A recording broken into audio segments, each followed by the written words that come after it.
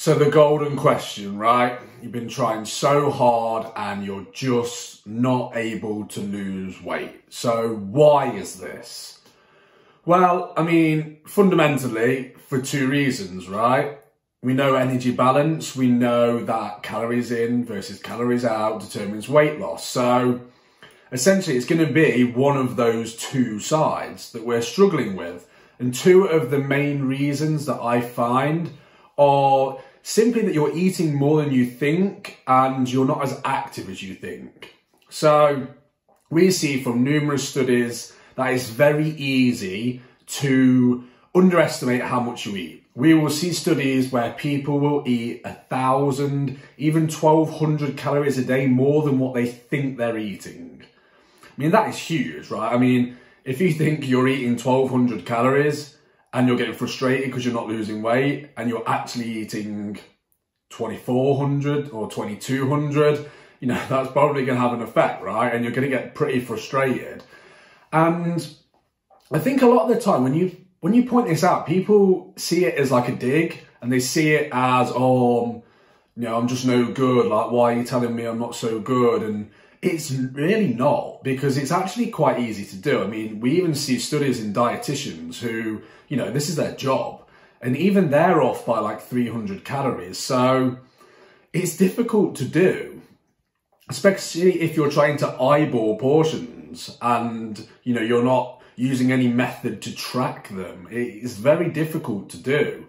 And I mean, it will come with time and you can do it, but, you know, it's a skill that needs developing kind of thing.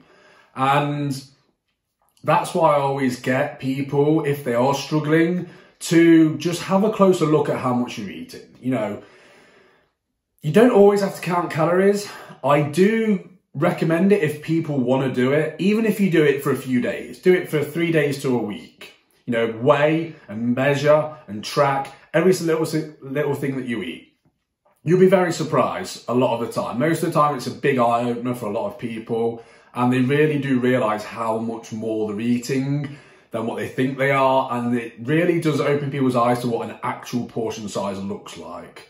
So do that if you want. If not, you know, there are lots of different portion control guides that you can use, even just a food diary.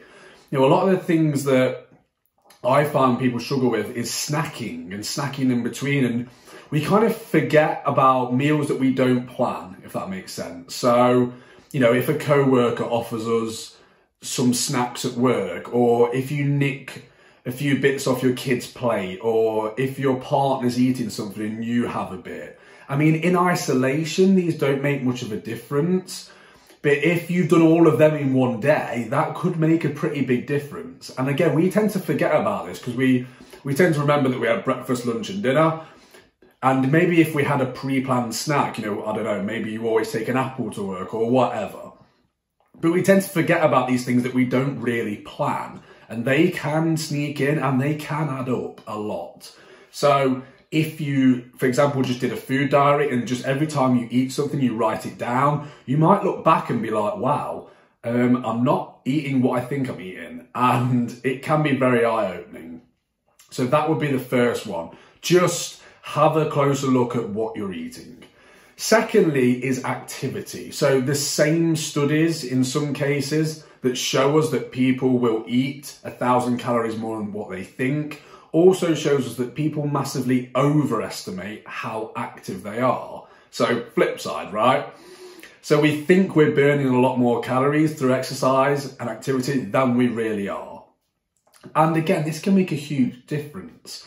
And I think as well, when I say things like this, people automatically think exercise. They think, oh, okay, I just need to, you know, I'm going to the gym 3 times a week, I need to go 6 times now. Or, you know, I need to start going jogging as well at night. And it's not always what we're talking about. I mean, yes, that is important for weight loss, kind of, but also mainly just for health. But yes, it will burn calories.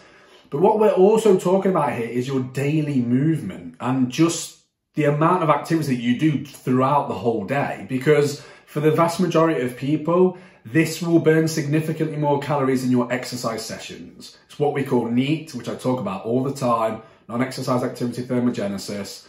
Just a fancy word for all the movement you do throughout the day that isn't exercise. And it makes sense, right?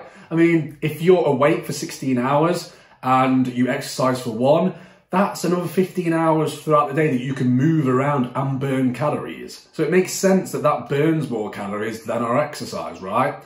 But people always sort of neglect this part of it. And when they say, right, I'm going to be more active and, you know, I need to move more, they automatically think, right, I need to go to the gym. And they totally forget about all the other time outside of the gym, because you can go and smash a workout at the gym for an hour, burn 300 calories maybe if you're lucky.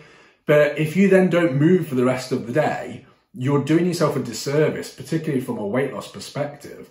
You almost would have been better off not doing the exercise session and moving more throughout the day from a weight loss perspective, because that will burn more calories. So I always try and get people to focus on being active and having an active lifestyle. So we're getting both. You're doing your exercise, but you're also just being active throughout the day. Easiest way to track this is your step count. What we tend to find as well when people diet is that they subconsciously reduce this. So you will just stop moving around as much throughout the day. And again, subconsciously, you just won't realize. So easiest way to track this and prevent this is to track how many steps you're doing. Use your phone as a pedometer, use an old school one, use an activity tracker like a Fitbit. See how many steps you're doing. At the very minimum, don't let it decrease, but if you can, just keep it as high as you can. Okay, and they are pretty much, I think most of the time, if you address these, you will probably see results. These are the most common reasons that I find, and it just tends to be that you're either just eating more than you think, or you're just not as active as you think, or your activity has dropped subconsciously. So we just need to make a conscious decision to move more. Okay, so hopefully you got some value from that, guys. If you did, please feel free to interact on the video as always. I do really appreciate it. Drop a like, well, hit like, drop a comment. Let me know any thoughts you have. Maybe something's resonated with you. Maybe there's something that you've heard that you're like, oh, maybe I should start doing that. You know, again, let me know. It's always cool to hear. It's always cool to hear that the people are finding the videos useful. So please do let me know. Don't forget to subscribe to the channel too. You will get an option to do so in the top corner of the video. So these are going to be coming thick and fast now. Lots of free tips. So make sure you don't miss out on those by subscribing.